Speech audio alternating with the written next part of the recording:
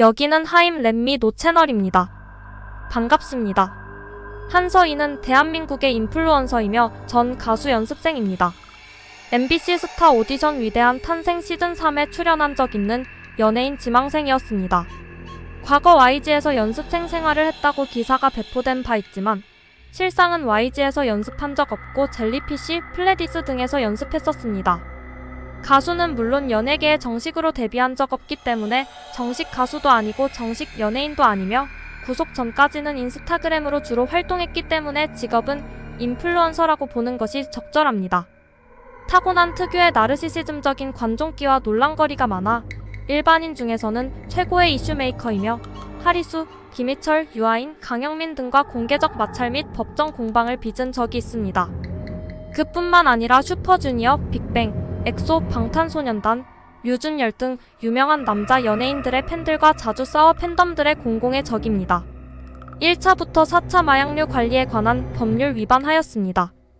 인터넷상에서 한서희의 집안이 유명사학재단을 소유한 금수저라고 루머가 퍼졌습니다. 인스타그램으로 본인이 직접 할아버지가 학교 재단 이사장이고 어머니가 교장이라고 밝혔습니다. 인스타그램 라이브를 혼자 산다는 본인 자택에서 했는데 전용 면적 84제곱미터의 38평형으로 추정되며 거실의 창 뒤쪽으로 한강 전망이 좋은 집이며 해당 아파트 38평형의 매매 시세는 16억 전후로 성동구에 위치한 초고가 주택이다. 인스타그램에 게시된 차 내부를 보면 구형 E클래스 쿠페로 추정됩니다. 본인 역시 해당 차가 맞다고 언급했습니다. 현재는 위에 언급된 아파트에 살지 않고 송도로 이사를 했다고 합니다. 2013년 위대한 탄생 시즌3에 출연해서 탑10을 앞두고 떨어졌지만 다수의 연예 소속사들로부터 러브콜을 받아 한동근과 함께 플레디스 엔터테인먼트에 입사했다가 젤리피쉬 엔터테인먼트로 이적했었습니다. 9구단으로 데뷔할 것으로 예상되었지만 최종 멤버에 들지 못했다. 고하지만 한서희는 2015년에 계약이 만료되어 이미 퇴사했고 9구단 데뷔 계획이 구체화된 건 2015년 말이나 2016년 초이다. 한서희가 퇴사한 후에 데뷔 계획이 잡혔던 것입니다. 한서희가 9구단의 멤버로 데뷔할 가능성은 없었고 애초에 관련이 없었던 것으로 보입니다. 두 곳의 소속사에 들어갔었던 것은 사실이나 두 곳 다 한두 달 만에 그만뒀다고 밝혀졌습니다.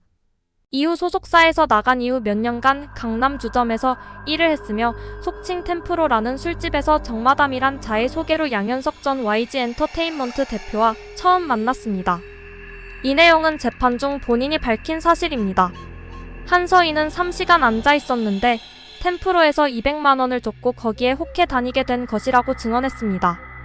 노이즈 마케팅의 대표적인 표본으로 수많은 유명 연예인들도 정말 엄청난 대형 사고를 치지 않는 한 웬만해서는 실시간 검색 1위를 찍는 경우가 드문데 한서희는 그저 지망생 신분임에도 일거수일투족이 기자들의 주목을 받으며 인스타에 글 하나만 써도 순식간에 기사가 뜨고 실검 1위를 찍는 경우가 몇 번이나 있었습니다.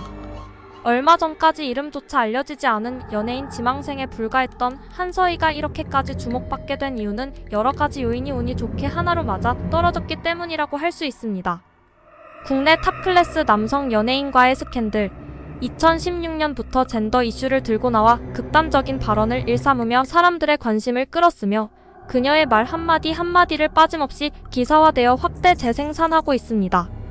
한서희는 연예인 병에 걸렸다. 집 앞 편의점에 갈 때도 누가 알아볼까 봐 마스크를 끼고 다닌다. 나 관종인 거 알지 않나? 관심 받아서 더 좋아하는 거. 내 이름을 셀 수 없을 정도로 검색한다.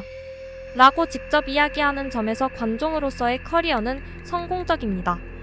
어떤 면에서 보면 할리우드 셀럽인 페리스 힐튼, 킴 카다시안과도 유사합니다.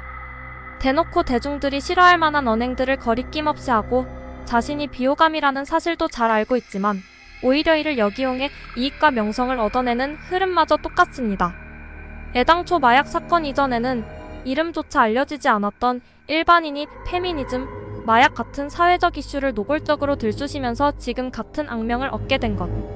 한서희 라이브를 보면 한서희를 칭찬하는 글이 많이 보이긴 하나 비난하는 글도 만만치 않게 달려 있습니다.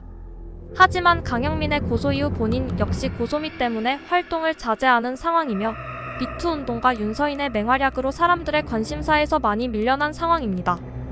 한편 취업 포털 잉크루트가 실시한 2017년 올해의 인물 설문조사에서 한서인은 올해의 문화사회 분야 비호감 인물 3위에 오르는 업적을 이뤘습니다.